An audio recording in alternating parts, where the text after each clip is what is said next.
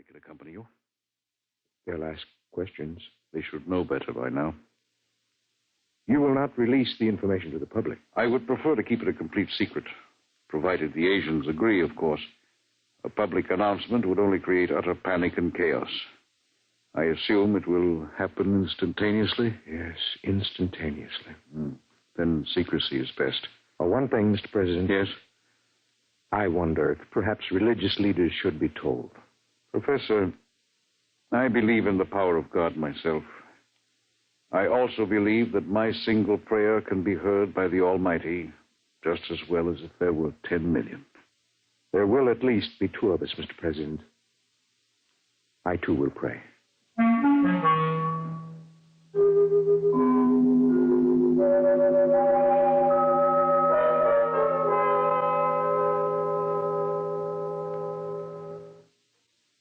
Dr. Gorlick? Professor, how nice to meet you again. Do sit down, sit down. Thank you. Quite a problem, eh? It's quite a problem. If the rest of the world knew what we too know. I feel they should be informed, nevertheless. Well, that part of it is for the administrators. We have our own work. Do you seriously believe that we have the remotest chance of solving this problem in the 2 weeks that remain for the universe to exist? That depends on what you consider a solution, Professor. Anything that will preserve the race. In that case, we have a solution.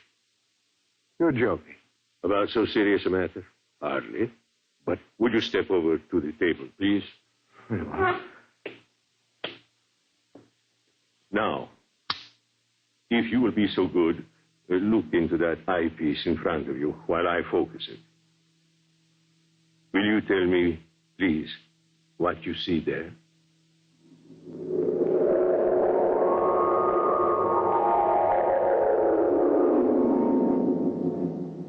Fascinating. Most unusual. Would you be good enough to describe it? Yes, of course. I see what looks like a section of a large swimming pool. Plant life.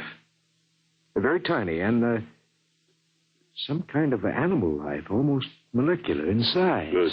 Now let me change the magnification. Possible. Go on, please. Describe. What?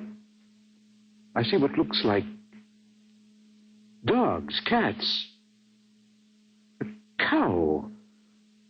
Oh, evidently swimming underwater in this medium. Wait. Yes, they seem to be dogs and cows and cats, except that they appear to have gill-like breathing apparatus. Good. It looks as if somehow these species have been mutated to live underwater. Exactly. Well, I don't understand how this is possible. It would take hundreds of generations, thousands of years, possibly, to effect such a change, even with modern genetic control. That is the key, Professor. Let me ask you another question. Yes? Would you estimate the size of these creatures? I would say they're normal size. And the size of the pool, as you call it? A tank of quite enormous size. I cannot see the walls, but I assume they are there. Good. Now, Professor, prepare yourself for a shock. I've been a scientist too long to shock easily, Dr. Gorlick. Nonetheless, you will be shocked to learn that what you have just been looking into is a single microscopic drop of water, less than a milligram. A single drop of water? Yes. Those dogs and cats are microscopic? Submicroscopic, smaller than a filterable virus. This is incredible, Doctor. Incredible, perhaps, but we have done it. How?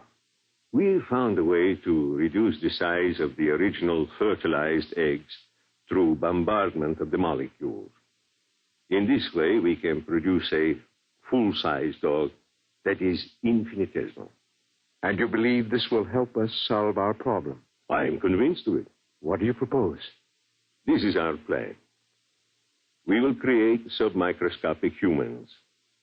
At the submicroscopic level, 1,000 generations can reproduce in the equivalent of a few seconds of time. In less than an hour, we can have a species of human that is capable of living